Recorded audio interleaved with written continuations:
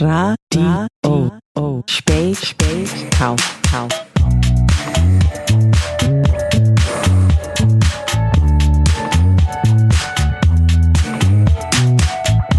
Berlin news in English. It's Friday, November 28th. We're at CCB Studios in front of a wonderful little audience. Give yourselves a round of applause. Thank you.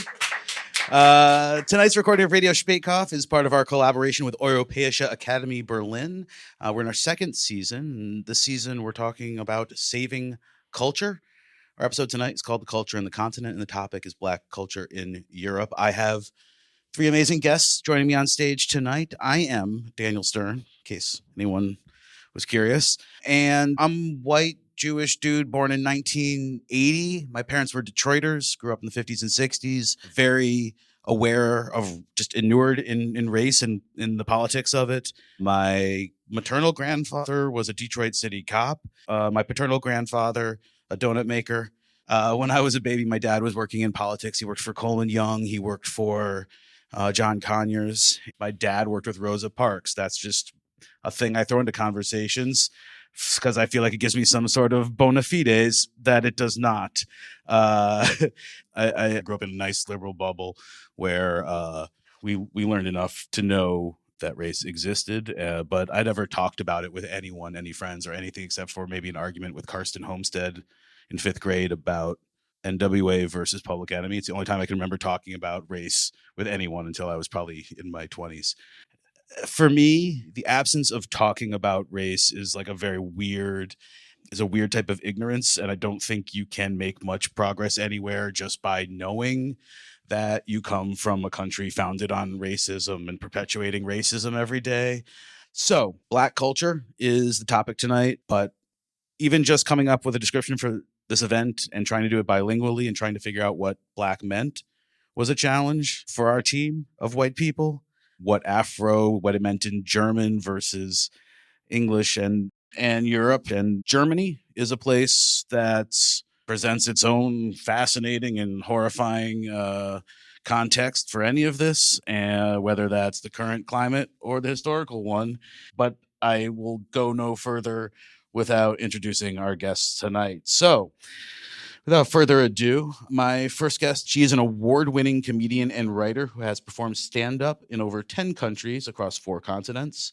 Her debut solo hour received critical acclaim, quote, political comedy may yet have found its new messiah. That was The Guardian. Nominated for the Diva Magazine Queer Comedian of the Year 2025 and the Chortle Best Newcomer 2024 awards, the winner of Funny Women Stage Award.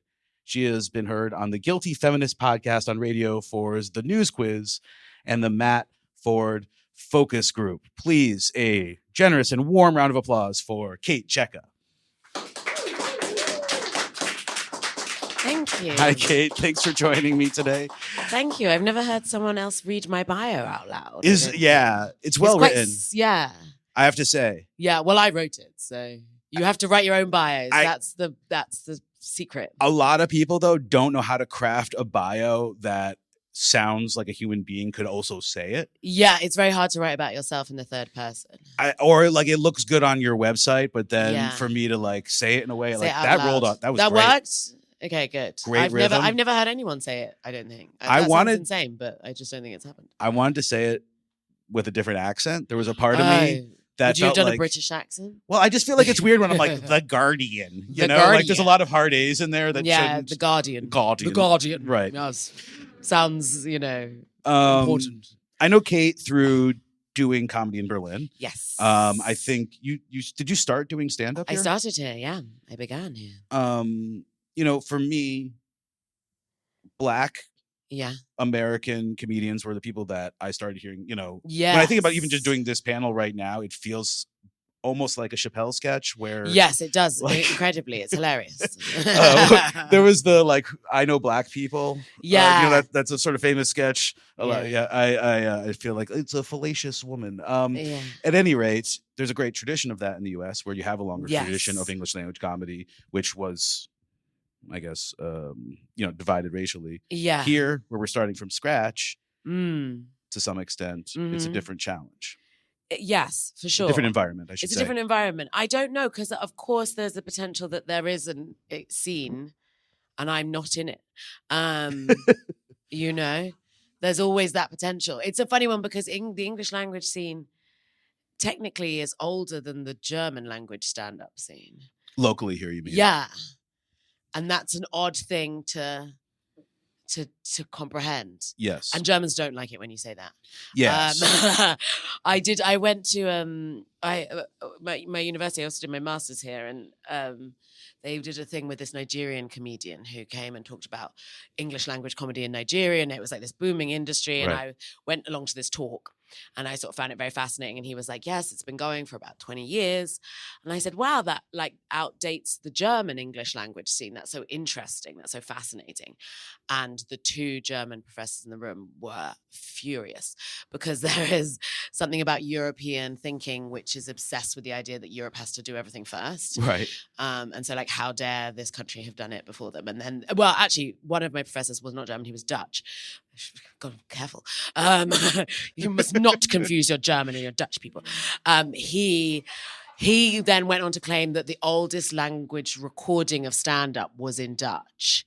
He was like, well, the first recorded monologue ever found was 150 years ago and it was in Dutch. And I was like, that doesn't make it stand-up. I don't know how to tell you that. But like, it's not just people speaking. Like stand-up isn't just like, I go on stage and I'm like, nah, I have thoughts. Like they have to be funny thoughts, you know. One thing you did though was you started I don't know, were we using the term Flinta 5 years ago? We weren't really saying Flinta, but it was so it much. was a it was female... a women of color comedy night. Yeah. And what happened? Why did you start it? And what happened once you started it? There was a place called Bakesh that was a kind of community cafe, and I did a pub quiz there. I mean, it was called the Woke Pub Quiz. This was before, I mean, I probably wouldn't call it that now. Terrifying. But it was called that. Why can't you call it that now? The Woke Pub Quiz, yeah. I feel like people have strong feelings about the word woke, no? Oh, woke. The Woke Pub Quiz, yeah. And I just started doing comedy and I was doing this pub quiz and we'd ask people, you know, questions about queer stuff or colonialism or whatever. And then they kept saying, once I'd done comedy, please do a comedy night, please do a comedy night. And I started it, with Grace Young. Do you remember Grace? Yeah. Yes, Korean American. Right. And so she was in town. Podcast is the K-pop drama school? K-pop drama school, yeah, podcast. And she was in town and I said, let's do this Women of Color show. I think there'll be an audience for it. And it was like people couldn't get in through the door. Like Berlin was desperate for this thing. And there were 6 of us and it was free, but we asked for donations. We had like enough to pay everyone, I think €60 each, which like for a first. Wow. Yeah, that's actually like quite high wage in those days in Berlin. I was like, wow, €60. Like, wow, this is my weeks, you know. Yeah, that used to take a decade before to get to that point. Do you know what I mean? 2019 Berlin prices. It's like my rent, basically. My week's rent. So yeah, it was really like success. And then I did a second one. And by the time I got the third one, I'd run out of women of color in the stand-up comedy scene in Berlin. And so then I let Eastern European women in on the grounds that Eastern European women also experience a sort of discrimination. What was the audience like? It was mixed. I would say like when Mayoa who was another Black woman comedian who was here, when Mayoa was doing comedy here, they certainly got in like a lot of audiences that were mainly women of color, almost universally like their audiences were. Right. Maybe partly because of being American and it's maybe appealing to that. A sort of like a different demographic than I think I was maybe appealing to. I think mine were more mixed racially. But the audience was there. And then I did one show called Black Lives Matter one time. Yes. And that one, again, was so well attended with a lot of Black people. Like there definitely was a desire for it here.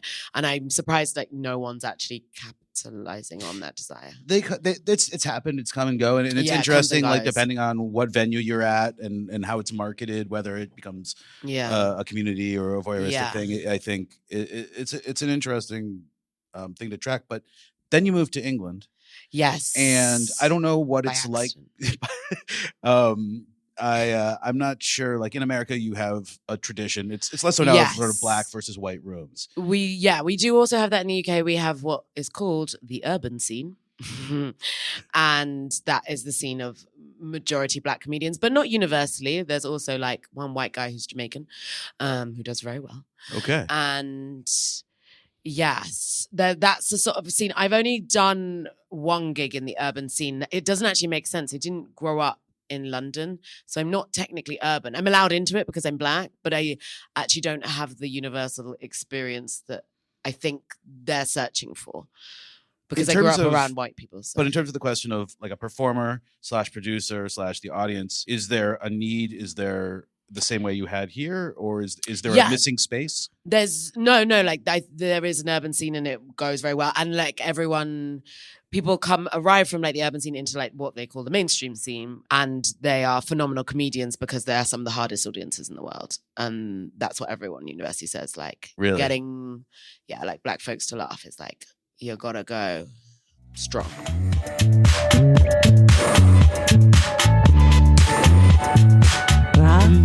Spaetkauf.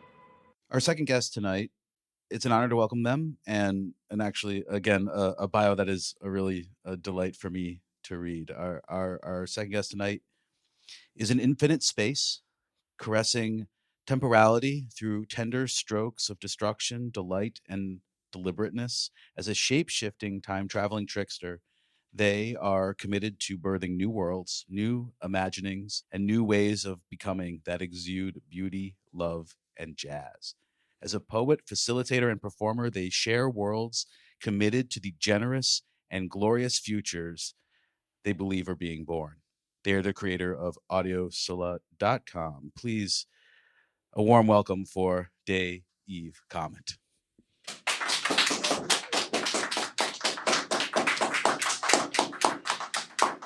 Yeah, I feel like that was the first time I've actually heard someone read my bio, and that was very strange. That was very strange. Dave, thank you for sending that over again. Like, that was a lot of fun.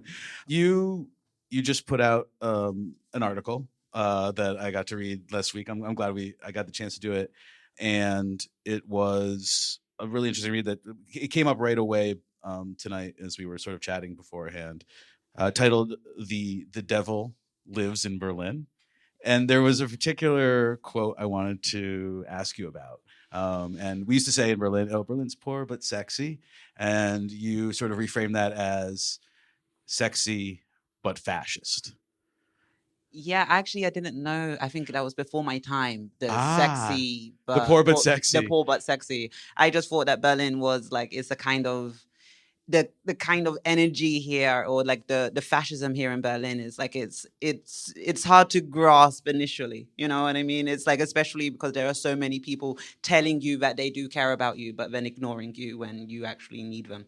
So it's kind of like it's like, oh, what's happening here? It's mysterious. You know what I mean? They've got the history, but everyone's denying the history. I mean, you're just trying to figure it out. So like, I feel like this was.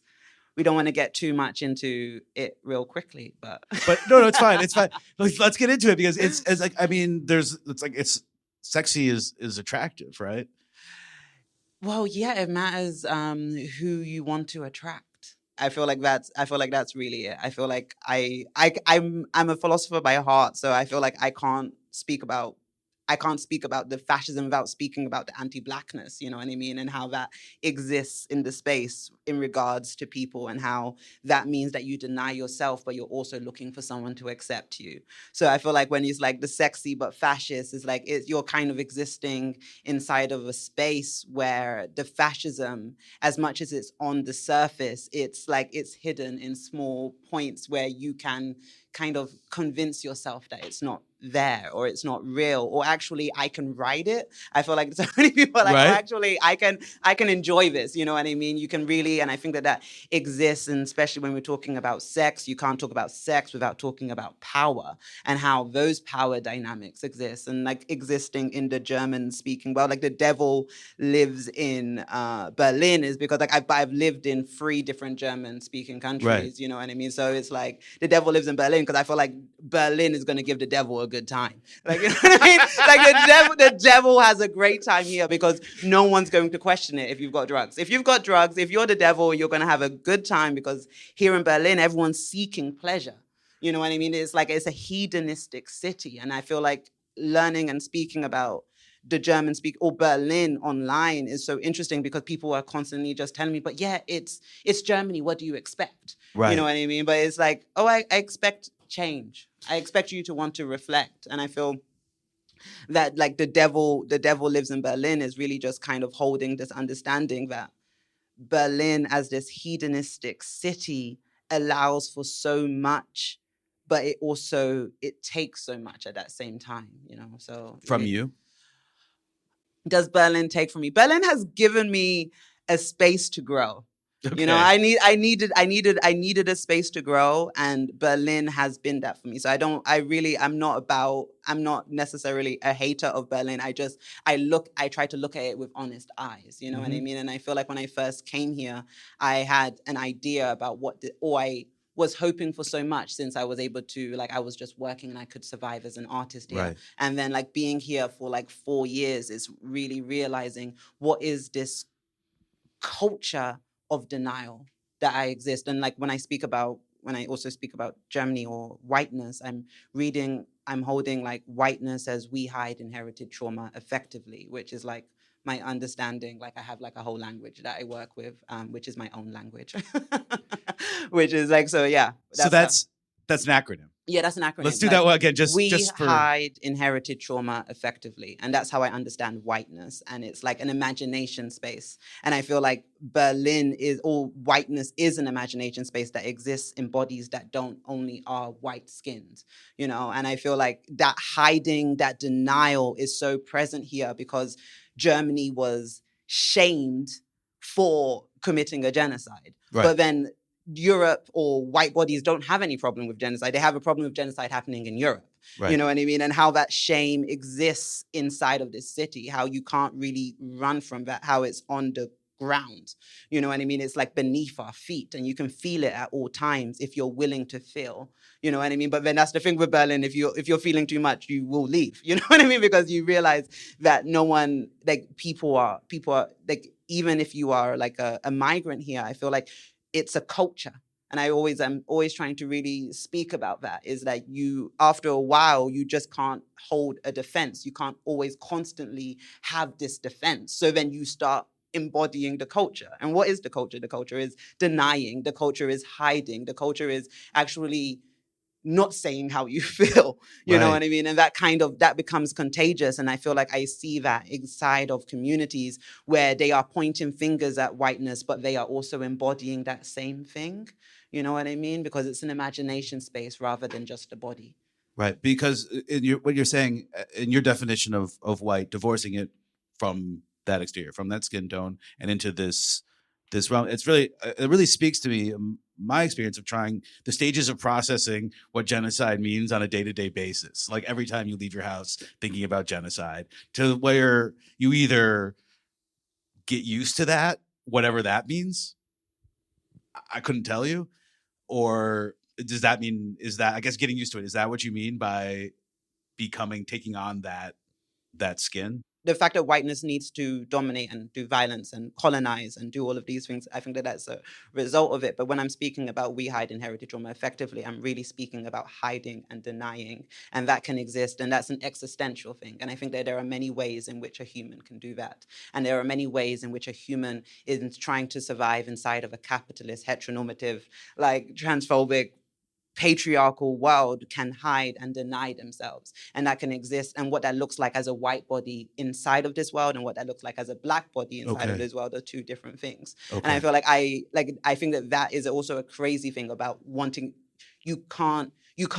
I feel like now 2 years, because you're mentioning genocide, I'm going to talk like now, like 2 or 3 years where it's now this unavoidable thing that we are all facing it's like, I think last year I was a lot more angry. This year, I understand that everyone is in pain. Like I can see that everyone is feeling that there is something deeply wrong and they don't know what to do about it. Right. You know what I mean? And this is where we are. I feel like maybe last year it was like, oh no, Christmas as normal.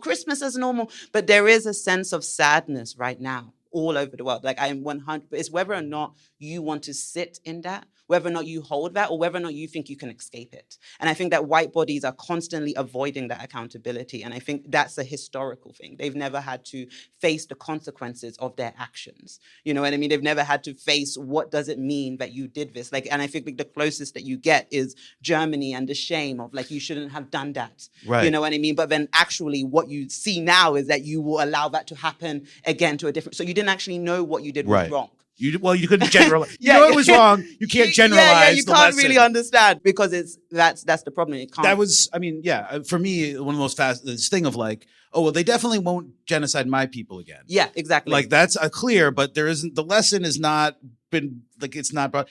But it's also like it's very interesting that you point out that in a sense it's the country that was most caught for their genocide. Yeah. You know, I'm from America. We've done multiple genocides. You know, like it's not inherent to my identity every time I introduce myself as American the way a German is. And so where do we go? And we have a third guest to introduce, and we will shortly. But like, how do we look at a culture where it's like, okay, this is the country we've done the best job of shaming, but we've still failed so much in terms of moving past that into some broader understanding. But I feel like this is like when we speak about the Holocaust, when we speak about the Holocaust that happened here in Europe, and I feel like because my background is philosophy, I want to talk about Hannah Arendt and how when Hannah Arendt fled Germany, they did the origins of totalitarianism, and they were speaking about how horrible and what is this thing. And then they saw the Eichmann trial in like occupied Palestine, and then they said like, oh, this is boring. This is a thoughtlessness. You know, and I feel like what is most pivotal is that whiteness and colonialism and this act of domination, it needs to do, it doesn't want to allow freedom of thought. You know what I mean? It doesn't want to allow a space, because if I do the acronym of white, we hide inherited trauma effectively. The way in which I understand my own Blackness is beauty loves a creative kaleidoscope. And it's understanding that whiteness is in itself afraid of things that it can't control.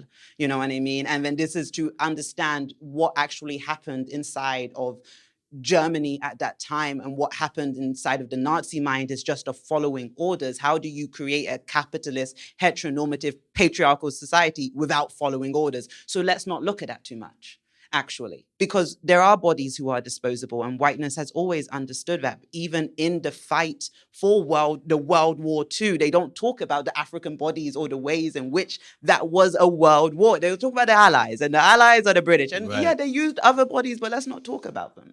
You know what I mean? It's all a mythology. It's all an idea that they need to feed, because there is really, I don't understand, as someone who works in terms of like doing decolonial work, I don't understand, and neither am I so curious about what exists within the white consciousness that this is something that they have to do, where they are even the leftist white person is always trying to separate themselves. Right. And something existing inside of my own understanding is that I'm always connected to the world. And in order to commit a genocide, in order to kill people, in order to exist in what we are existing in right now, you have to believe that you can exist inside of a vacuum. And that is what, when you talk about Trump is a very interesting figure who 100% believes he can exist inside of a vacuum, and that you're not connected to the world. And that is because whiteness has a inadequate complex, which they call superiority, which means that they are separated from everything which connects the world, which is the reason why it's like you're not part of the earth. You know, so it's complicated. But yeah, the devil lives in Berlin, and the devil will give you drugs. And everyone, and most people in Berlin, especially the spaces that I'm existing in, want to do drugs. I'm constantly finding ways where people just have such efficient ways to do drugs, and the devil will always have money for that. So yeah, that was an amazing way to put it. Like every one of those sentences was like a thesis, and I was like, yeah, and yes. Let me get one last voice into the conversation here. Our third guest is someone I've known for many years, and it seems to know everyone in this town. And as Kate walked in, I was like, oh, you guys know each other already, and also not just knows everyone in town. Everyone really likes him to the point that it frustrates me as someone who's desperate for approval. I got to know him first through a project called Mixtape Menage, and that project included a live podcast taping at the first year of my podcast festival, PodFest Berlin, and that Sunday morning was like just one of the ultimate highlights of that year for sure. It was really wonderful.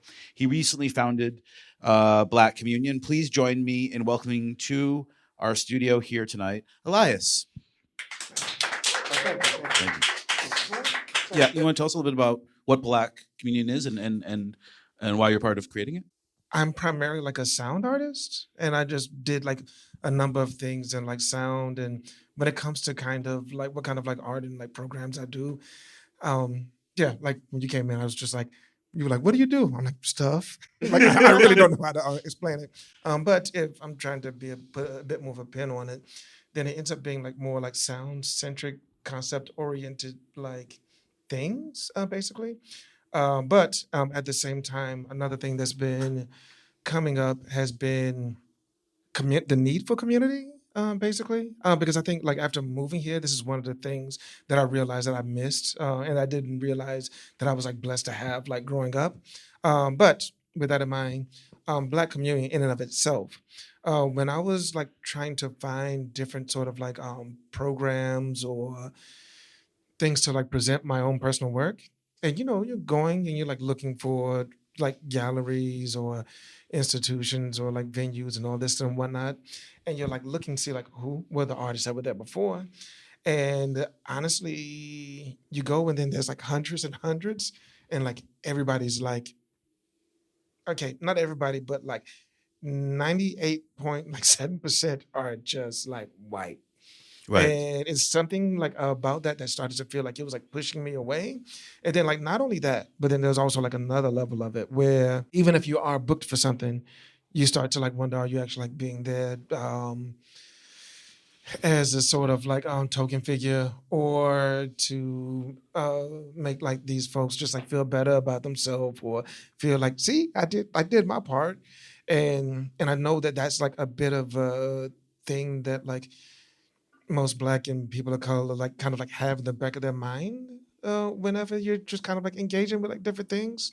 Right. And so this is a part of like how like Black Communion came about, because I was like, I do think that, yeah, just to like have a spot where it's just like sound art and experimental music, where you don't have to like wonder about like, are you like being like the token or something, or just like having like that question, and just to really like highlight the presence of it.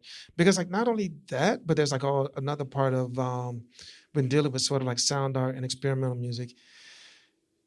I think like most of my entire life, even like when I was in like high school, just doing like kind of like the weird hip hop or whatever that I was doing. This is in Atlanta, or I grew up in Macon, Macon? actually. Okay, Yeah. sorry. Then I went to, but I went to like Atlanta afterwards for like 10 years before like moving here. Okay. It was always this thing of like different people doing whatever like art and whatever like music that they were doing. But then I'm sitting there playing with still feedback at that time and just doing like weird ass like samples. And then like there's a certain group that's just kind of like, oh, you the weird dude. Like I got like so much of that. But then at the same time, when like the entire group left, it was like, I wish I could do that too. like I really want to like do that. But then they would like always feel like obligated to do the thing that wasn't like that. And just like over time, I think it's just important to be able to like have like that space to be able to feel like free to like experiment. And so it's a bit of having a space to simply like be, but also a space to explore like who and like what you can be. Right. Basically. Sometimes I feel like there's a certain immunity in Germany to integration. In this, like it's a word that gets used to mean assimilation. Mm-hmm. But when you talk about entrenched whiteness of the people producing these shows or these galleries or things like that, when you talk about a scene where there's maybe Kate, you said no Black rooms or Black producers or Black rented things, aside from what both of you did, founding your own space, like how do we bring Blackness or provide a spaces for Blackness in Germany or in Europe? Well, I think the first thing that comes to my mind is just actually anytime just see anybody that has like any sort of inclination to do it, just like tell them like fuck it, just do it. Like at least just once, just to like have that feeling. Another thing about all of this that kind of like is for me is just to be able to like serve to be the example, because also like growing up, and this is also something that I use as a bit of a barometer to like sort of like gauge like what projects I'm going to like accept and like sort of like engage with, is kind of like how would the younger me like feel about this thing, or to be able to like see me in this sort of position. Okay. But then also knowing that there's like a line of like would that go against like the sort of things I've learned as a like older me when it comes to something that might stand like in contrast. So Right. those are the two sort of like pulling points for me, like myself. And I It- guess, yeah, and I think this is was one of the topics for me, like in the beginning of like doing this. And to be honest, I've actually like done other applications that I explicitly omitted that part. omitted Blackness from the application. You're saying? Yeah, even though like in the back of my mind, I'm not Right. gonna lie, like I was just kind of like, yeah, it's like a bit of like decentering like this idea Okay. of like whiteness. So But so could it's be- interesting because you talked about being put on a bill or being booked and think, am I here? Am I here? Why am I here? And then you build your own space now, but you still have that piece of it. The thing that I probably need to like make most clear is that like whenever like doing this, like always being sure to like acknowledge the fact that all of this is an exchange, and like and to always like be aware of like what am I gaining from it, what is my network gaining from it, what are the people in my community gaining from it, and what are they like gaining Right. from it, basically. Because like none of What's this the is free. transaction? Yeah, exactly. What is the transaction that's happening here? Dave, you when I first asked the question, I think you wanted to jump in as well. Yeah, no. In regards to, could you repeat your question again? In terms of building spaces, preserving spaces, making new spaces that either reflect or celebrate or give room to Blackness in Europe, like what's the process? Yeah. I would say like specifically here is that like somehow being here for 4 years, like, well, Germans are afraid of Okay. Blackness. Like they're afraid of Black joy. You know what I mean? Like you can't be Black and joyful in public. And that, like, so when you speak about Black expression, I'm part of a collective called Everything Changes.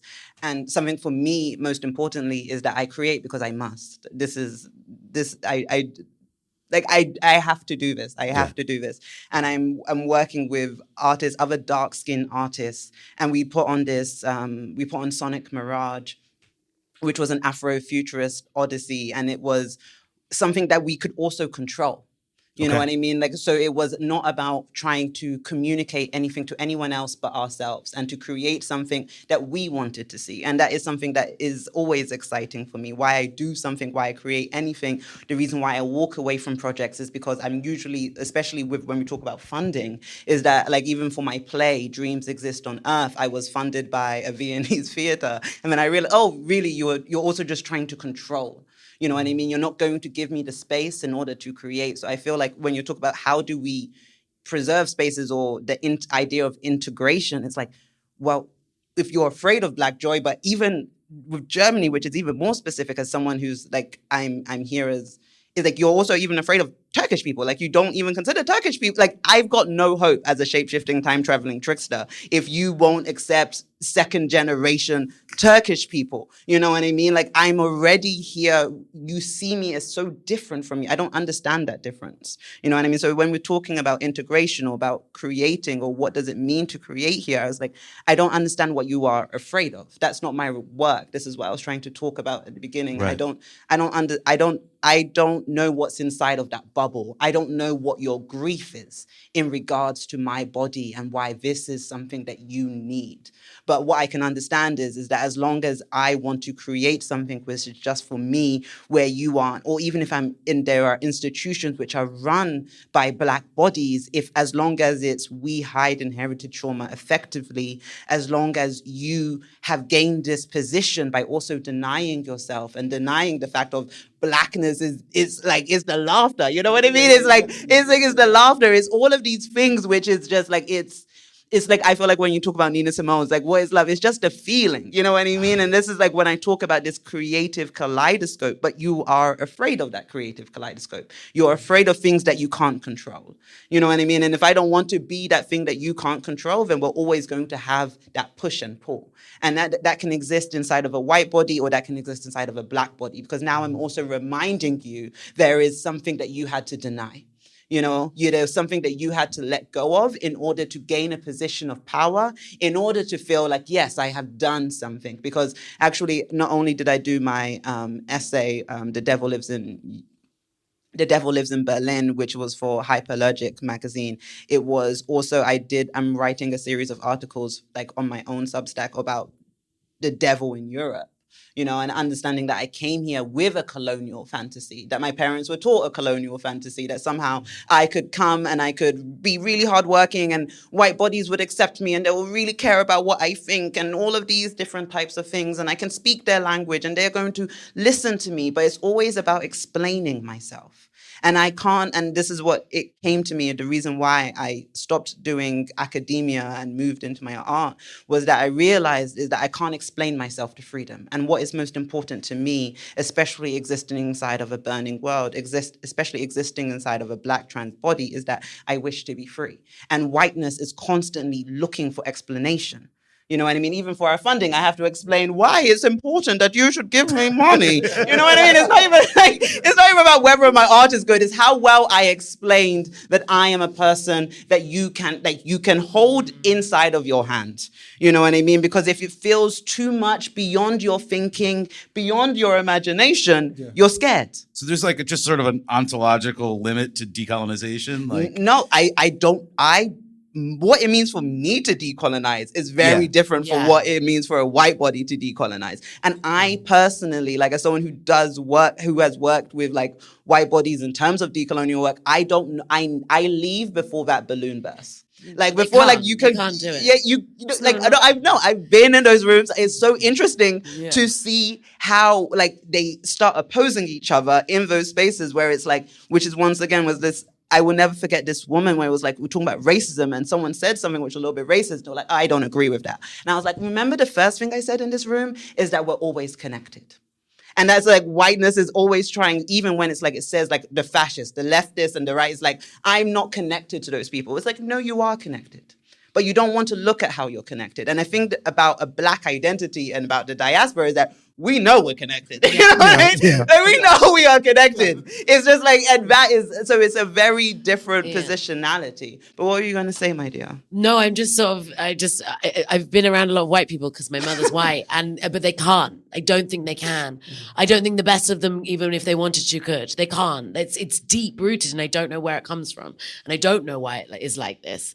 But the ability for whiteness to see itself as something of the earth, I don't think it has the opportunity to. I don't think it could if it wanted to. That is very depressing. No, I'm so sorry.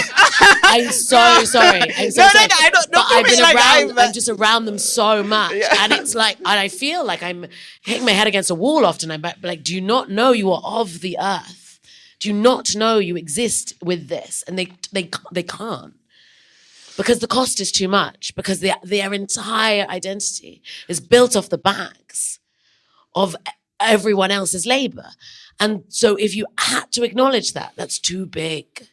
to acknowledge. No, but I feel like that's exactly the same thing that I had to do. And it's like whether or not you're we have to do it. Yeah, but whether or not you're going to be, like, whether or not you're willing to be uncomfortable. Once again, that's the fact But we're uncomfortable already. Yeah, but that's exactly it. Yeah. But then, like, whiteness is afraid of being, like, there's so many Yeah, so barriers. there's so many barriers within whiteness. Like, if you're afraid of being uncomfortable, then you've already lost the battle. Yeah, you've lost You're it. like, you really get stuck at, I feel guilty, which is a very useless emotion It's to feel. so unhelpful. You know what I mean? Like, but it's like, I do believe that reflection is possible, because it's like, I'm aware as a Black trans person that I am kin to you. It's the fact that you don't understand that you're kin to me. And I feel like whiteness needs to be able, like, I have to believe in the possibility that whiteness can be able to look at itself.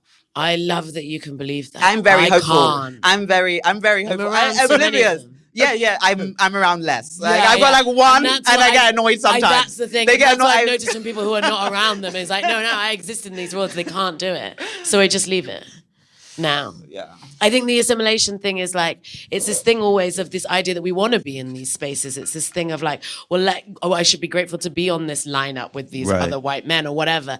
To assimilate will cost me something. I did a BBC radio show last night. I was the only person of color. There was an entire writing team. There was the other presenters. I was the only person of color in the whole thing.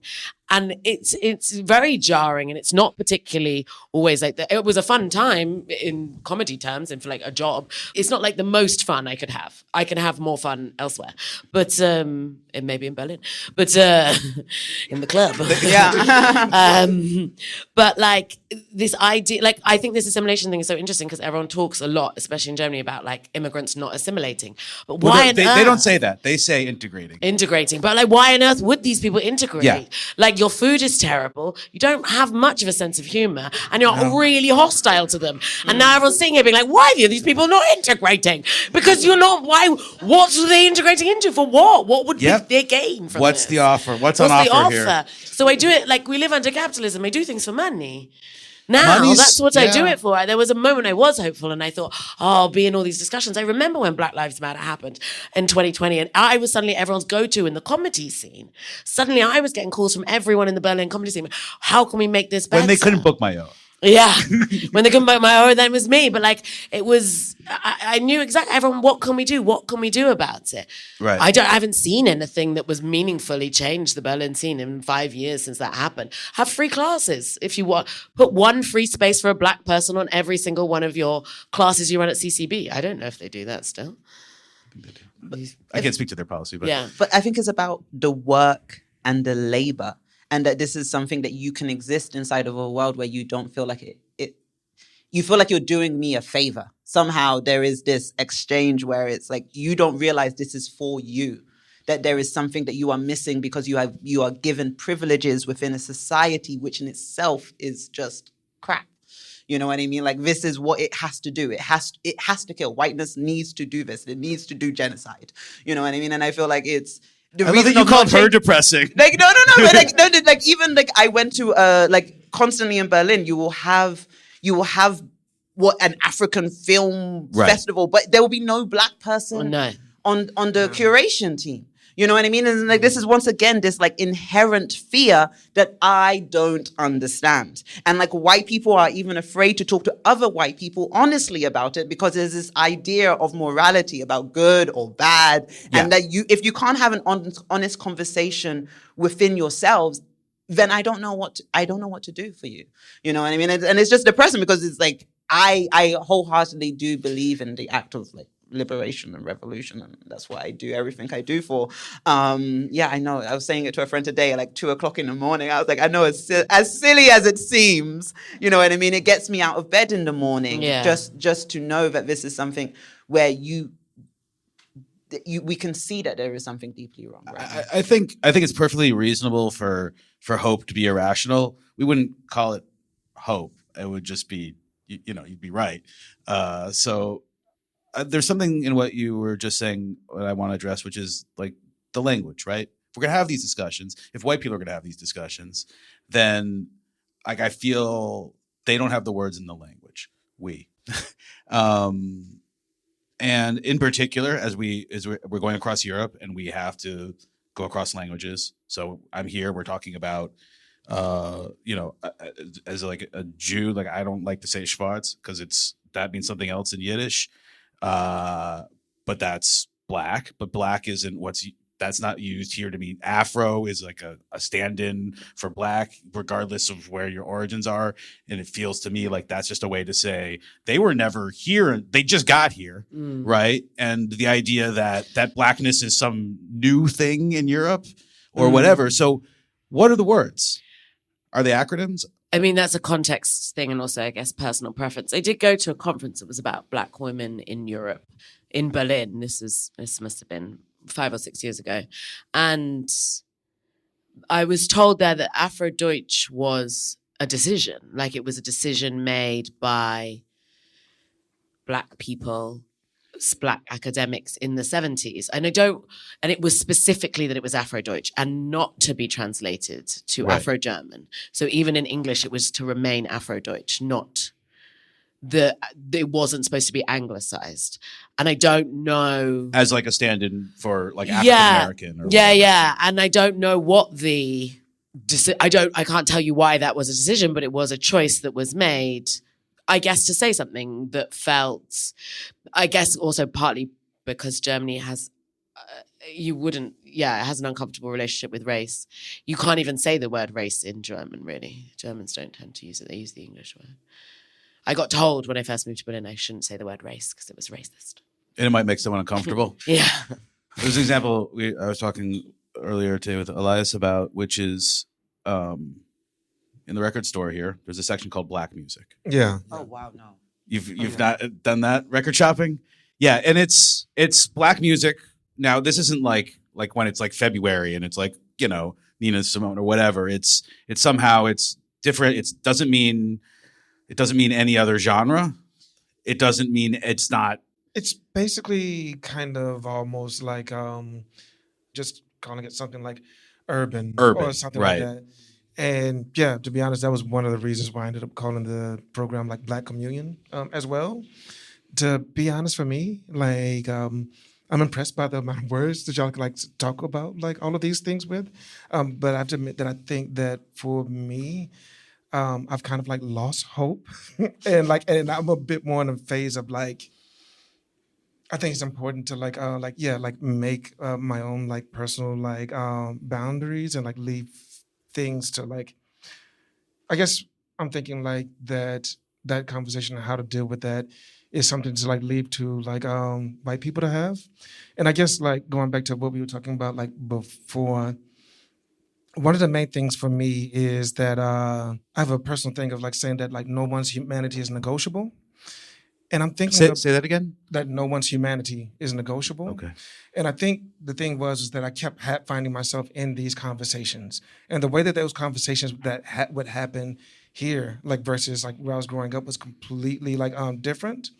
And I think that, to be honest, I actually remember like the day where I really got to the point where I was not gonna like have like this conversation. Like I was gonna be super selective. I was actually at Hakeva. Somebody gave like a speech about like Black presence and culture and creativity or so. And somebody that I had like met maybe like a couple of times, like maybe not a friend, but had maybe had like a coffee or two. Okay. And they came up and then they wanted me in the middle of this to come and give them like a dissertation on what it is like they're supposed to do. And I'm like, dude, I'm not in the mood. Right. Like I don't feel like it. Like that labor is like not been. That's on like you, and like dude actually started getting like flustered. He actually like started getting like completely like full on like. But I just want to ask the question. I just want to understand, what am I doing wrong? What am I doing wrong? And I'm like, that's good. That's very commendable. I applaud that, and I actually even support that. But right now, this kind of like expectation that I'm supposed to give you like a full on like lecture right now, like that's not like I'm just like not. That's just not happening right now. Right. And yeah, he just kind of like walked off like extra flustered. I haven't seen him do since, to be honest. Dave? Yeah, but I think that's the whole thing about like this objectification. You know what I mean? Like about once again, like blackness and like black joy being something that white bodies can't control. And then when they are faced with it, they want to objectify it and something that like, okay, can explain it to me. Yeah. You know what I mean? And it's like, you're removing me as a subject. And as long as I want to remain my subject and be in relationship with you, we're going to have this contention. Yeah. You know what I mean? So it is, that's that whole point of what I hear you were talking about. It's like this man who you're like, oh, you're pretty familiar with. Yeah, you know yeah. what I mean? There's some, once again, we don't understand this psyche condition where you don't see me as something which exists for itself. Yeah. You know what I mean? Because whiteness and the idea of white inadequacy, when I talk about white inadequacy, I think other people call it like white superiority, is like it needs blackness in order to survive. And I think that what white bodies don't understand is that I wholeheartedly, I can understand myself without white identity. Yeah. I can understand myself 100%. Like you bring a lot of pain. Like what is stress? You know what I mean? But like my identity exists beyond you. And that is also something that you find so frustrating because you inherently need me in order to understand yourself, in order to understand your world structure. And then when you feel bad about that in these really like binary terms and I refuse to acknowledge it, then you're kind of lost. You know what I mean? Yeah. It really, when I was trying to think about that record store and like what it meant really was everything else here is not black. That's the only way to define that category in these record stores is that everything except this is white. You know, if it's what doesn't matter. That's what it meant. Because there was even, you know, it's next to a section that might say Afro or whatever, or world or whatever. And they're all just, the rest of them it just feels like the only definition is that's not black. When black people make most of the music genres. So Just- in itself, it's like Just all the music. Yeah. All the musics. Yeah. like, you know what I mean? So rock and roll, like, you know what I mean? Right. What was in there, you know, really. Right. Yeah. And yes, Rolling Stone, Eminem is in black. Rolling Stones are not. Regardless of, you know. This is one of the things that's been like super like weird to me since being here. Like just these different like layers of like positioning. One that's kind of like a little bit like on a slightly like lighter note, but like very real. One thing that I noticed that happens is that like every now and then, personal thing about myself, every now and then I just have to like watch like old school like black movie that was like when I was growing up, like something that I know just was not like here. Like what? It can be like a lot of things. I'm trying to like think of one, but the first one that comes to my mind is actually like Booty Call. Just like different kind of like black made movies, like in the like 80s and 90s. One of the things that was like interesting to me is that I really went through a phase of like trying to find it, and I would like look all over on like the different streaming networks or whatever. And for certain ones that felt like it had a certain level of like black independence or like black joy, like they were either not there or they weren't like with like translation. They were only in like German. And I thought that this was like a very peculiar thing that happened. And it's kind of like, to be honest, when I was first learning like German, I actually used to like watch all the movies in German. So it was like fine for me. But like sometimes when I was just like chilling, it was just interesting to be able to like see that. And depending like, on if those films weren't made recently, the people dubbing. Well, two different things. The dubbing, that's a whole nother thing. Yeah. There was this like show called Insecure, actually, with like Issa Rae and Right. whatnot. And I remember I kept like watching. I was going through like my phase of just like watching it, seeing it, just because I was just like happy to see it. It was actually like a dope ass show. And there was like one episode where I had to put in like the parental like code or whatever. Right. And I was like wondering like, okay, what is it going to be? I mean, because it's already been like sex scenes and all this and whatever. And I thought that it was like peculiar that like out of the entire like however many seasons it was, this was the only one that actually had like a naked white woman in there. And that was the only one that you had to like put in like the security code. Prove your age. And so just like looking at things like that, the way that certain movies are kind of like pushed like here, like I really felt like if it doesn't fit like a particular like narrative that doesn't like have that level of like trauma, if it's not trauma, if it's something that just takes you like out of like whatever the normal is, like when Sinners came, the one theater that we usually go to, they only had it for like a couple of weeks. But then like all of a sudden, like it was just gone. But I'm like, this is the movie that was actually like doing the best like throughout the whole year, and like this is gone. Like, what is it about that that's just kind of why? I just want to know why, basically. But it's like those little things that I see where it feels like there's this sort of like coding that's inside of like everything. Like you said, like the anti-Blackness that's just kind of like very like pervasive in like many different points and parts of just like everything that's like here. And this is the part that actually like makes me a little bit like concerned about being here. Like, Right. because I can honestly feel like that stress. And raising a That's son why- here. Yeah. Oh my God, That's why I left. Yeah. To circle back to something that Dave was saying earlier is diaspora and recognizing someone and recognizing yourself in something, looking for those films. Like as someone like in my own diasporic experience, is sort of like, because we are talking about something that you're identifying that's not to this geography, right? That's this people that you are, that you can see or feel, and that sort of crosses borders of like countries or continents or whatever. So I'd love to hear more about this idea of diaspora in terms of Black culture and what that can mean and how we understand that, or how you understand that.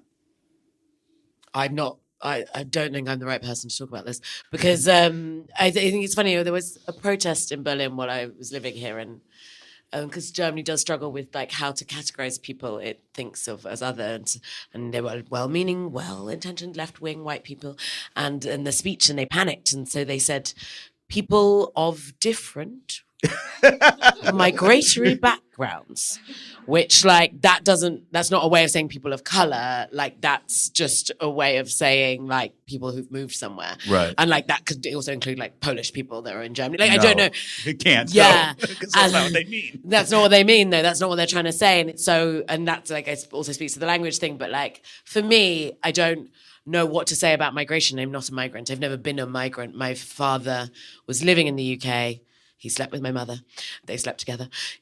And she had me. And then he went back to Africa. I have no migration to speak about. I didn't come from somewhere else to be here. So, I mean, I used to make a joke in my stand-up. It was like my mum took my dad's sperm, because classic white people taking precious resources from Africa.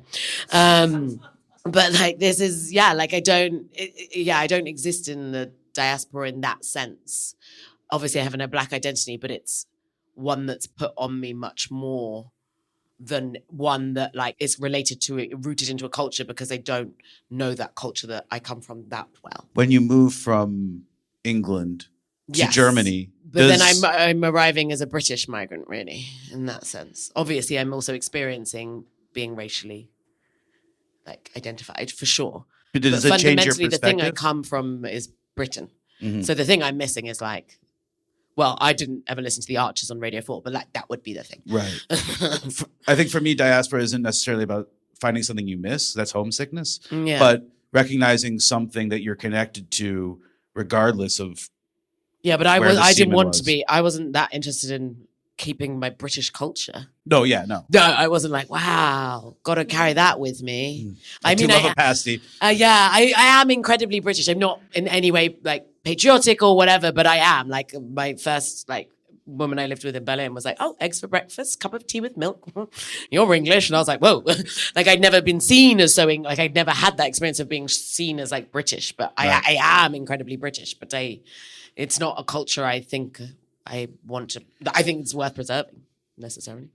Let me just, but Dave, you use the word diaspora. So maybe I'll just ask you to explain a little bit more what you mean about that, rather than try and make my question so explicit that it ruins what you were trying to say. Like, just to explain what I mean by the Black diaspora, I guess. Or is that not what you were, did I miss that entirely? I don't know if that necessarily is what I mean by like the. Once again, that would put me into a situation of like explaining something, which I Right. think is actually beyond explanation. Okay. You know what I mean? Like it's like trying to put something into a confines. You know, and I am like if people want to. Like I have a British passport. Like my parents, I was the first one in my family to be born in the UK, and that in itself gave my family my parents the space to be able to be in the UK. And it was like I think I've lived in many different countries all around the world, and I've traveled and I've used this British passport very well. That's what the British did. They created a passport, they created a system which basically lets you go anywhere. You know what I mean? And I can do so much with this passport. Right. It opens so many doors. And I've been in India, I've been in El Salvador, I've been in so many different places, and I've always traveled like a traveler, like a backpacker. I've lived my life as a backpacker, and then it was coming to the German-speaking world. I mean, as a backpacker, you're always commenting on the native culture. You know what I mean? You're like, oh, this is what they do in India. This is a lassi. This is very nice. You know what I mean? Like, it's like, oh, there's very hard cheese here in El Salvador. Like, you're able to comment, and it's like you're able to do it very freely. And then doing that after moving to the German-speaking world was very different. Was because somehow how I was being seen was that I should be grateful that I was even here. Like me commenting on, like, for example, living in Switzerland, commenting, because I feel like whiteness is also a mythology. You know what I mean? So then, like, commenting on, like, Switzerland is so interesting because they really do believe that they're neutral. Like, you know what I mean? It's so crazy to be around people who really believe that they can be neutral. You know what I mean? So it's just passive aggression everywhere. They're just passive aggressive. They're just so passive aggressive because they believe that they can be neutral, and they need to be neutral because then World War II was okay because there was a safe space. You know what I mean? Like, this is the idea that Europe has everything, and they're so rich. Coming from London, and I picked up 2 pieces of rubbish. I lived in Switzerland in Bern for 11 months. Every time I saw litter on the street, I picked it up just because of my autism and my ADHD. I'd be like, there is an eyesore. Like I saw a bin man clean a public bin with like a microfiber cloth. like a microfiber cloth. People can't afford microfiber cloths in their own home. But Switzerland is so rich. And like perhaps and they can't even see it. They can't even see how rich they are. Audience at home, she's doing like they're doing a wax on. Yeah, they're just like polishing.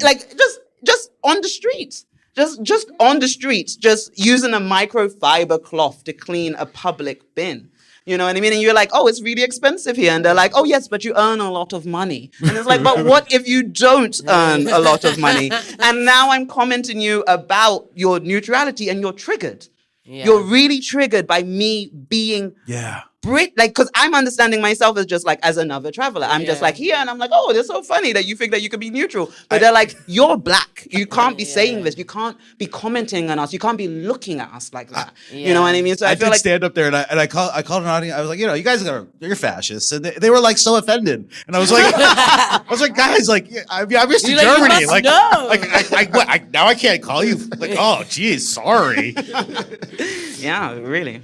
But how much did the comedy pay? That's the question. Oh, it was good. Yeah. I didn't have to pay for accommodations for the fees. But then I had like the one cheeseburger I bought on my way out of town was like that just a disaster. So I pack rice cakes when I tour there now. Almond butter. Good German almond butter to keep me going. We're like kind of getting close to the end of this episode. So I want to give you guys a chance to talk more if there's a point that we didn't arrive at in that conversation that we need to bring out. Actually, I wanted just to mention this thing about with whiteness and like actually not being able to look at yourself, because I thought it was so funny when you was talking about this, because especially with the Black Lives Matter, I was living in Vienna at that time, and I was like, I don't feel like this is going to change anything. I don't want to be part of it. That was the one time I was hopeful. Oh. So when that happened, I said, oh, wow, it's all going to be better. Oh. And then I was like, it's going to be great after this. We just need to tell them, because they just didn't know. So wait, sorry. Really bad Kate, are you being sarcastic? No. I just want to be like, okay. No, I this actually is genuine. felt bad because I felt like the bulk of everything that was happening was like this kind of like performative activism or performative like marketing, like this sort of like marketable activism that was like happening, and I was just gonna look and see like how long it was gonna like go. But that's the way I felt about it. But I also felt bad about it, about like feeling like that. Yeah, no, same here. I remember like when everyone was going for the Black Lives Matter, and I was like, I'm just gonna go for a walk along the canal. But like I think it's this reaction rather than a response, and I thought it was something so interesting because they were like, recommend me these books and recommend me these Yeah, films. it was Yeah. real But then rough actually, time, wasn't it? what most white people watched was The Help.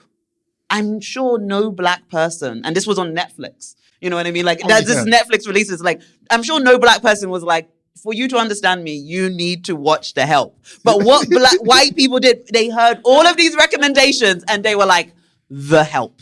You know, and I feel like for me, this is like that says something, because I feel like it's more to understand like what whiteness needs to do is really look at itself, and it's never faced itself, and as long as it does that, we will constantly be in this cycle. You Right. know what I mean? Because whiteness needs a black body in order to have a conversation about what is wrong with the world. But actually, you just need to look in your mirror and you understand that there is something very deeply wrong with the fact that you don't see yourself as a part of the world. You know what I mean? You're constantly removing yourself from being in it, which is the only reason why you could do what is happening right now. You know what I mean? Why, in order to run our phones, we need children in mines in Congo. Like there's so many better ways to do this, but your imagination is so limited and you refuse to listen. You really refuse to do the work that it would require. And like I like, my hope is not in like white people. So you understood when I was like, that's super depressing. My hope is not in white people. My hope is really in the understanding that I also see myself as a person who has changed. Like living in this German speaking world, I came here being in institutions, being really well spoken, like white people love me, like being in a conversation with like white men who like, oh my fucking God, because I can speak their language. Yeah, you know what I mean? So they feel super comfortable they're with me. flattered. Yeah, they're like, oh wow, you really understand me. And I'm really not trying to judge you. I'm really trying to understand. But that's exactly, I came here with this colonial fantasy that my parents taught me, that especially because they were colonized by the British. So it was like, there is something, and this is not only for the black diaspora, I think this is from all colonized people, that there is something, that there's something redeemable, that there's something to be here. There's like, oh wow, like you can come. Yeah. And like, I feel like what we're now living in 2025, you can just see like, that's all trash. I know it's made up. Like, It's a lie. you can really see that is all, this is a fantasy, and you need this fantasy, and that fantasy is going to kill us. And I have belief and hope that what actually is going to happen, that people want to be able to feel. Because I feel like with Descartes, just to bring like Descartes, I think therefore I am, is like, I feel therefore, you know what I mean? Audre Lorde, you know what I mean? Like when you start feeling, when you feel the misery and the pain, and if you can't get beyond your own ego enough to realize that you are connected to me, then that's really about your own humanity rather than mine. Yeah. I mean, there was an Indian post-colonial philosopher that I really said, which was like that the colonizer is more colonized than the colonized. Because if you have to commit those acts, you have already lost your humanity. Then you are no longer human. And I sort of think of that like in the case of Palestine right now. But I think that's also the funny thing about like the idea of like, I'm constantly, that's why I have my own language and like really trying to go in, because this idea of human was also created like when you say it's like human, I'm like, maybe this is what you mean by human. What you mean by human is exactly what you do. Oh, do you think that's what they think human is? Yes, I actually. That's crazy. But it's so mad. And we actually have to realize, I feel like this is the interesting thing right now about this understanding of like fake news and understanding that we are living in different worlds. Because like when my parents was like, we're all in the same world, one world, hold hands. Yeah. But like no, now we can clearly see it. It's been said that we're living in different worlds. And now I can clearly see what you mean by human. And I feel like it's a very hard reality. And I don't know what it will take for also like BIPOC people to also see. It's a very hard reality to see that like this is like what you mean by human just doesn't include me. Yeah. And like that is that's your world. But no one would want that. No, but then you have to face it. You have to face like when you talk about human, when like as someone who's like studied Western philosophy, when you talk about human, you don't mean me. Yeah. And then that's why I came here, because I was so like, okay, how can Kant say that? Like, I was categorical imperative, very interesting moral philosophy that seems to remove every idea about what it means to be connected to someone that you love. You know what I mean? But then you come to Germany and like, oh, you don't really get love, do you? Like, you don't get that feeling. No, so actually, this is the same thing that I was talking about like earlier too. Like, but you put it in like much better words than I did. No. But like, this is the thing that's always like in my mind. It's like this one quote. I can't even remember who it was, but it was kind of like, why try to appeal to the moral compass of somebody that doesn't see you as being human, basically. And so like, so that part is always there. And when thinking about all of that, this is also why I think like it's just important for everybody like on their own to figure out like their like how to like make all of it work basically. And I guess I kind of want to slightly go back to something about like what you were saying and like talking about like how one treats like another. I remember when first moving here and like my son went to this one like school and we couldn't find like a teacher. And so we ended up having to take this particular private school. And the thing that was like happening there and this one in particular, it was a sort of thing where it's like very much like a class mentality thing that was like happening like in there. My son was there, and there was this one family that actually had like a East German like child in there, and I saw the way that the West German like parents and everything were like treating like that family and what they said like behind their backs basically. And I remember seeing that like there was like a longer story and it like really spilled over. And I remember seeing that and then just being like, this was like the first year I was here too. And I was just like, oh shit, this is gonna be like. No, it's deep. Yeah, this is gonna be like a ride for like me being here the whole time.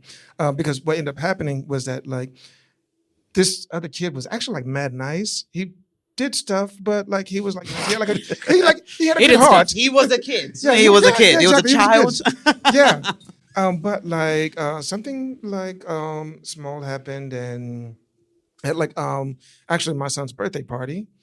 And what ended up like happening is that all the other like parents ended up like piling on to like that one family and just kind of like just started writing like all kinds of like shit to them.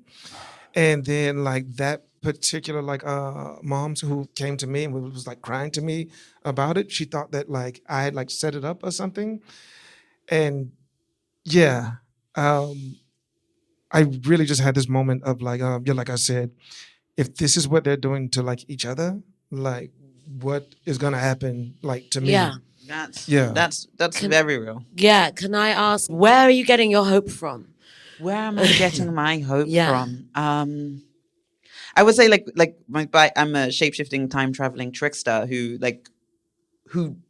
I'm always telling people like, oh no, I'm surely mad. I'm surely mad. I'm surely someone who exists and holds to the fact of there are many worlds that are existing right now. And that there is something that I'm very deeply connected to the earth. And not like, oh, I'm connected to the earth, I'm so spiritual. But like I'm aware that what has happened and what is happening right now is violent onto so many different forms of existence. But whiteness is so forced into materialism, it only wants to acknowledge what it can see. And I'm a person who is so aware, especially because of my autism, because of my synesthesia, that I'm constantly existing in worlds that perhaps people cannot see. You know, and I wholeheartedly believe that there are unseen realities, there are unseen entities that are furious at what is going on. Because it's just like, sure, you can't just, like, especially even the dead.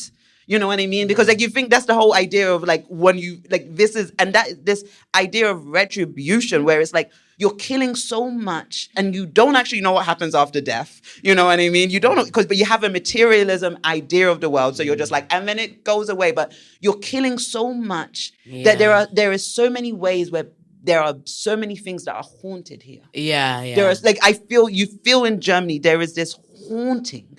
You know what I mean? And it matters but you have to explain it. When I was studying anthropology and they would be like, the anthropology of effect, you know what I mean? About the feelings of things in the air. But it's like, there are very true things that is being violated by the very act of what is going on right now. And it's something that I'm constantly allowing myself to be patient. And I actually have hope because I refuse to exist inside of a world that denies my own humanity. And I constantly, and it means that I'm far-fetched, but it means I'm mad, which I claim is that I'm going to live. And I'm going to allow myself to be able to be what I am beyond someone else's definition. And I'm managing to survive. But most importantly is allowing myself to believe that there are other worlds possible, because this is just an imagination space. I have my imagination space. I actually understand. I've actually been taught to understand you. So I really see, I see it. You know what I mean? I see the world that you exist in, and I see that it's crumbling. And I see that you are scared, and I see that you are confused, and I see that you don't know what to do.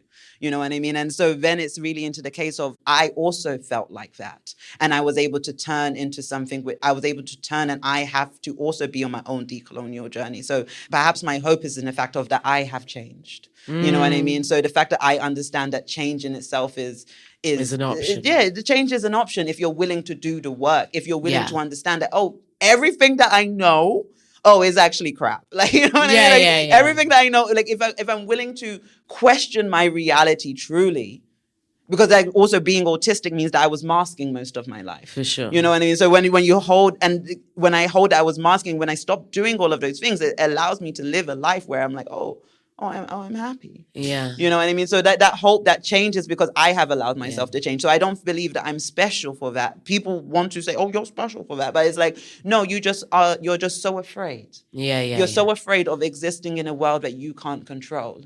And I think that that's why I have so much hope in also Black people, because we're constantly existing in a world that we can't control. So when we actually have the power and the understanding to really to center ourselves and our own bodies and our own experience, and that just not only Black bodies, those are all colonized bodies, because there is a denial of self. Yeah. You know what I mean? Because we have been taught a white mythology, which basically says that, when you came to Europe, it was when we brought you here. Yeah. Right. Rather than the fact of that's not what the history says. You know what I mean? Because that's the mythology, that once again, my body is something that you can control. Yeah. You know what I mean? So then it's just realizing when I have hope because I'm alive. Because every day there is change. Every day, also once again, like the earth is constantly changing, but the world which we exist in, which is like white inadequacy, it needs to stay the same. And that is a fallacy that in itself will eventually crumble. And we're watching it crumble. It's just whether or not people are willing to be able to face that reality that you are also complicit. What I don't have hope like you're not innocent. You know what I mean? That's the whole thing, is that people also want to believe in this binary and this morality where it's like, you're innocent. You know what I mean? Where it's like, but actually no. Like even me, where I'm like, I'm a Black, queer, trans, autistic body, and it's like, I'm also complicit. We're all complicit. Yeah, and like being able to hold that. You know what I mean? But I think we can hold it better. Because we have to, we're forced to. No, I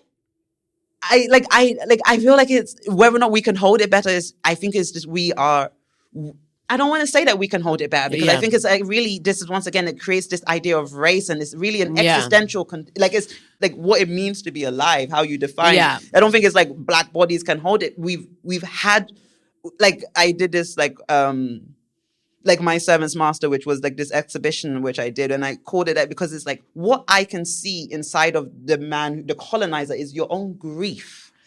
And that's what I see inside of whiteness. I see a grief. And until that grief is accepted, then you are always going to be fighting and you're always going to be hiding. And what I can't do is deny my grief. And what I see when we speak about anti-Blackness and white imagination is that so many Black bodies, especially here, deny the grief. You know what I mean? There's like somehow to hide from that. But when I accept my grief, when I work with my grief, then I am doing something, and then I'm able to also have hope, because I'm also in that transition. Because especially in the traditional forms of grief, denial is the first step, and so many people stay there. Yeah. There was, a time before whiteness. Yeah. Too. And I don't know if that's like you have more access to as a time traveler, but that's something that like I like to keep in mind in terms of trying to maintain some hope. I don't know if that's institutional past sort of thing. It just wasn't always here. Yeah. But now it is, and it's a whole idea of the way in which people see and interact with the world. So you actually have to want to look and imagine new worlds. And that means that you are going to have to let go of this idea that you can control, because so much is really based in like really human things. You know what I mean? It's like I want to be able to say that is something that I know what it is. And I think something about myself, which is something I allow myself to be, is something that I do not know. So perhaps if there's something like allow yourself to be a little bit unknowable, allow yourself to be something that you can't necessarily explain, because like the way in which whiteness needs to understand reality is always through explanation, as there's something it can capture and something that I allow myself to do. You know what I mean? Because you can't get rid of it now. So like people think about the world. People don't think about the earth. People think about the world, and they think about everything that we're existing in. You know what I mean? So it's not something that's like we can talk about the past in the past, but actually I believe in the future, and I know in the future that I exist. And something that's so interesting is that whiteness can't imagine me in the future, especially now especially now as the world is burning and it sees itself burning, and it's like 28 days later. It's so funny when I see this, like I can't like. The film, like it's not funny. It's so unfunny. It's funny. You know what I mean? But it's like, what is happening? Because whiteness will go back to barbarianism. This is the fear. You know what I mean? But then the black bodies are already barbarians. So what do you do? What do you do with the bodies, which in itself you are saying are what you are not? You know what I mean? And so I can't exist in that film. And just watching the trailer, I was seeing that the only body, which was a person of color, had to represent that. It had to be like, I am bringing you to the earth. Because whiteness needs help. And they need to look at each other. And they need to look at themselves. And as long as you are afraid of being something that you don't understand, as long as you are afraid of existing inside of a world where there are things beyond your control, you are going to try and dominate everything. You know what I mean? And as someone who just understands that, like, I believe that love is like the greatest force in this world. And I know that I know that if you need to enforce your power like this, then you're just showing me that you have none. So like that gives me a lot of strength, because I already know that I can beat most people in an argument, but also like it's the game is done. The game is done. It's just whether or not when you just haven't stopped playing, you haven't stopped fighting, but it's over. You've showed your hand. I know all of your cards. You know, I know all of your tricks. Kate, is love the greatest power in the world? That's not mine. It's a yes or no. It's a yes or no. I just need to put a pin on the episode. Yes or no? I feel like you're supposed to say yes, but okay, great. Round of applause. We do need to wrap this up. Okay, yes. I don't want to. Can we do like plugs? Can we talk about things to see, things to do? When is this coming out?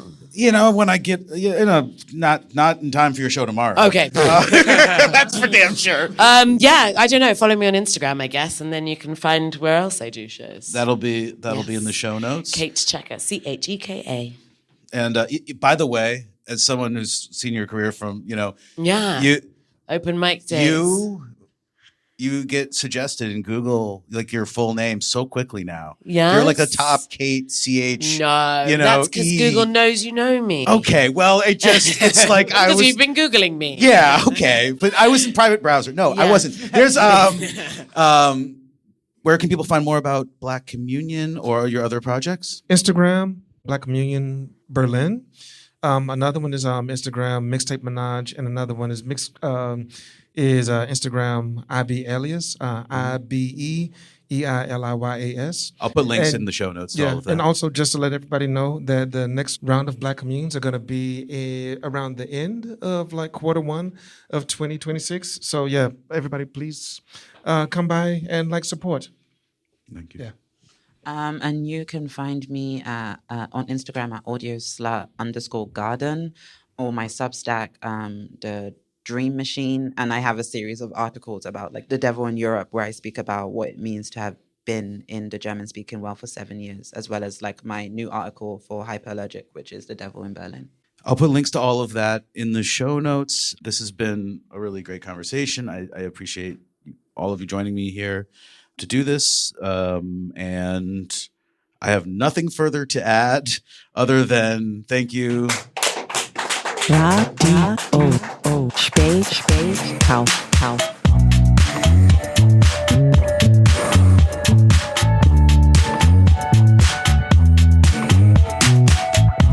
Berlin News in English.